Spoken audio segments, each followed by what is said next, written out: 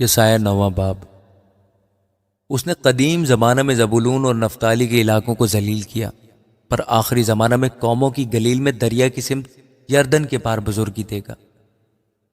جو لوگ تاریکی میں چلتے تھے انہوں نے بڑی روشنی دیکھی، جو موت کے سائے کے ملک میں رہتے تھے ان پر نور چمکا۔ تو نے قوم کو بڑھایا، تو نے ان کی شادمانی کو زیادہ کیا۔ وہ تیرے حضور ایسے خوش ہیں جیسے فصل کاٹتے وقت اور غنیمت کی تقسیم کے وقت لوگ خوش ہوتے ہیں، کیونکہ تو نے ان کے بوجھ کے جوئے، ان کے کندھے کے لٹ اور ان پر ظلم کرنے والے کے عصا کو ایسا توڑا ہے جیسے مدیان کے دن میں کیا تھا، کیونکہ جنگ میں مسلح مردوں کے تمام سلاح اور خون آلود کپڑے جلانے کے لیے آگ کا ایندھن ہوں گے۔ اس لیے ہمارے لیے ایک لڑکا تولد ہوا اور ہم کو ایک بیٹا بخشا گیا، اور سلطنت اس کے کندھے پر ہوگی، اور اس کا نام عجیب، مشیر، خدائے قادر، ابدیت کا باپ، سلامتی کا شہزادہ ہوگا۔ اس کی سلطنت کے اقبال اور سلامتی کی کچھ انتہا نہ ہوگی۔ وہ داؤد کے تخت اور اس کی مملکت پر آج سے ابد تک حکمران رہے گا، اور عدالت اور صداقت سے اسے قیام بخشے گا۔ رب الافواج کی غیوری یہ کرے گی۔ خداوند نے یعقوب کے پاس پیغام بھیجا اور وہ اسرائیل پر نازل ہوا، اور سب لوگ معلوم کریں گے، یعنی بنی اسرائیل اور اہل سامریہ، جو تکبر اور سخت دلی سے کہتے ہیں کہ اینٹیں گر گئیں پر ہم تراشے ہوئے پتھروں کی عمارت بنائیں گے، گولر کے درخت کاٹے گئے پر ہم دیوار لگائیں گے۔ اس لیے خداوند رزین کی مخالف گروہوں کو ان پر چڑھا لائے گا اور ان کے دشمنوں کو خود مسلح کرے گا۔ آگے آرامی ہوں گے اور پیچھے فلسطی، اور وہ منہ پسار کر اسرائیل کو نکل جائیں گے۔ باوجود اس کے اس کا قہر ٹل نہیں گیا، بلکہ اس کا ہاتھ ہنوز بڑھا ہوا ہے، تو بھی لوگ اپنے مارنے والے کی طرف نہ پھرے اور رب الفاج کے طالب نہ ہوئے۔ اس لیے خداوند اسرائیل کے سر اور دم اور خاص و عام کو ایک ہی دن میں کاٹ ڈالے گا۔ بزرگ اور عزت دار آدمی سر ہے، اور جو نبی جھوٹی باتیں سکھاتا ہے وہی دم ہے، کیونکہ جو ان لوگوں کے پیشوا ہیں ان سے خطا کاری کراتے ہیں اور ان کے پیروں نگلے جائیں گے۔ بس خداوند ان کے جوانوں سے خوشنود نہ ہوگا، اور وہ ان کے یتیموں اور ان کی بیواؤں پر کبھی رحم نہ کرے گا، کیونکہ ان میں ہر ایک بے دین اور بد کردار ہے، اور ہر ایک منہ حماقت اگلتا ہے۔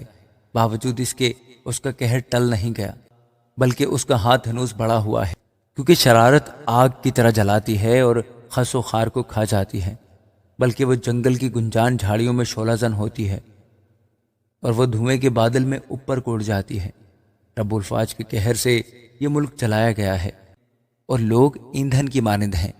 کوئی اپنے بھائی پر رحم نہیں کرتا، اور کوئی دہنی طرف سے چھینے گا پر بھوکا رہے گا، اور وہ بائیں طرف سے کھائے گا پر سیر نہ ہوگا۔ ان میں سے ہر ایک آدمی اپنے بازو کا گوشت کھائے گا، منسی افرایم کا اور افرایم منسی کا، اور وہ مل کر یہودا کے مخالف ہوں گے۔ باوجود اس کے اس کا قہر ٹل نہیں گیا، بلکہ اس کا ہاتھ ہنوز بڑھا ہوا ہے۔ آمین۔ یسایہ 10واں باب۔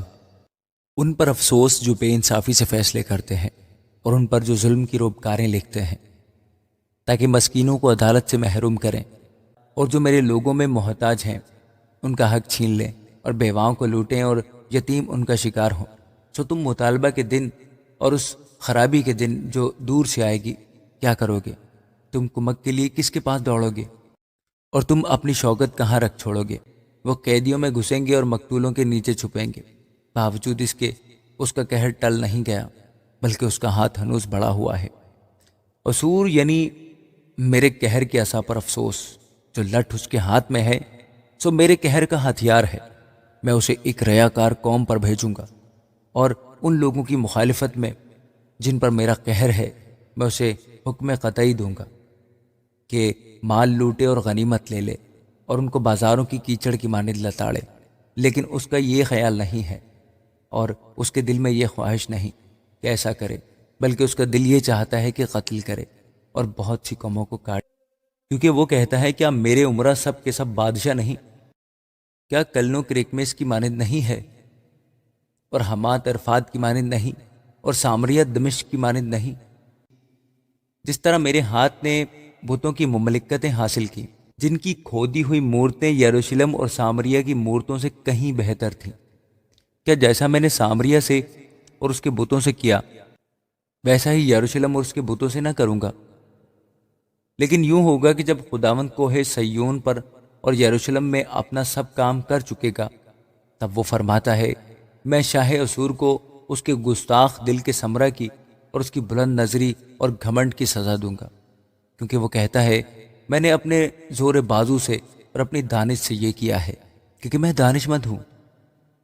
ہاں، میں نے قوموں کی حدود کو سرکا دیا اور ان کے خزانے لوٹ لیے، اور میں نے جنگی مرد کی مانند تخت نشینوں کو اتار دیا، اور میرے ہاتھ نے لوگوں کی دولت کو گھونسلے کی طرح پایا، اور جیسے کوئی ان انڈوں کو جو متروک پڑے ہوں سمیٹ لے، ویسے ہی میں ساری زمین پر قابض ہوا، اور کسی کو یہ جرت نہ ہوئی کہ پر ہلائے یا چونچ کھولے یا چہچہائے۔ کیا کلہاڑا اس کے روبرو جو اس سے کاٹتا ہے لافزہ نہیں کرے گا؟ کیا ارا ارا کش کے سامنے شیخی مارے گا؟ گویا عصا اپنے اٹھانے والے کو حرکت دیتا ہے اور چھڑی آدمی کو اٹھاتی ہے۔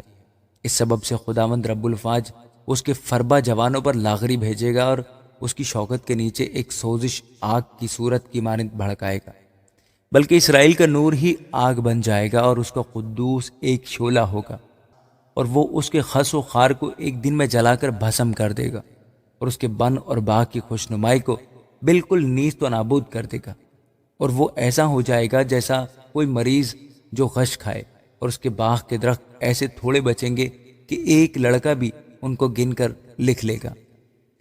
اور اس وقت یوں ہوگا کہ وہ جو بنی اسرائیل میں سے باقی رہ جائیں گے اور یعقوب کے گھرانے میں بچ رہیں گے، اس پر جس نے ان کو مارا پھر تکیہ نہ کریں گے، بلکہ خداوند اسرائیل کے قدوس پر سچے دل سے توکل کریں گے۔ ایک بکیا یعنی یعقوب کا بکیا خدائے قادر کی طرف پھرے گا، کیونکہ اے اسرائیل، اگرچہ تیرے لوگ سمندر کی ریت کی مانند ہوں تو بھی ان میں کا صرف ایک بکیا واپس آئے گا، اور بربادی پورے دل سے مقرر ہو چکی ہے، کیونکہ خداوند رب الفاج مقررہ بربادی تمام روئے زمین پر ظاہر کرے گا۔ لیکن خداوند رب الفاج فرماتا ہے اے میرے لوگوں جو سیون میں بستے ہو، اسور سے نہ ڈرو، اگرچہ وہ تم کو لٹ سے مارے اور مصر کی طرح تم پر اپنا عصا اٹھائے، لیکن تھوڑی ہی دیر ہے کہ جوش و خروش موقوف ہوگا، اور ان کی ہلاکت سے میرے قہر کو تسکین ہوگی، کیونکہ رب الفاج مدیان کی خون ریزی کے مطابق جو حوریب کی چٹان پر ہوئی اس پر ایک کوڑا اٹھائے گا، اس کا عصا سمندر پر ہوگا، ہاں وہ اسے مصر کی طرح اٹھائے گا، اور اس وقت یوں ہوگا کہ اس کا بوجھ تیرے کندھے پر سے اور اس کا جوا تیری گردن پر سے اٹھا لیا جائے گا، اور وہ جوا مسا کے سبب سے توڑا جائے گا۔ وہ ایات میں آیا ہے، مجرون میں سے ہو کر گزر گیا، اس نے اپنا اسباب مکماس میں رکھا ہے۔ وہ گھاٹی سے پار گئے، انہوں نے جبا میں رات کاٹی، راما ہراساں ہے، جبائے ساؤل بھاگ نکلا ہے۔ اے جلیم کی بیٹی چیخ مار، اے مسکین انتوت اپنی آواز لیس کو سنا۔